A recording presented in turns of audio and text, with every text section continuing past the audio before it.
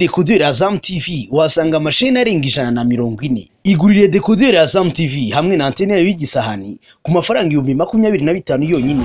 Ushobora kugura ifatabuguzi rya Azam Pure ku 3,500 gusa ku kwezi. Hari kandi ifatabuguzi rya Azam Plus ku mafaranga 4,500. Wakwigurira kandi Azam Play ku mafaranga 6,500.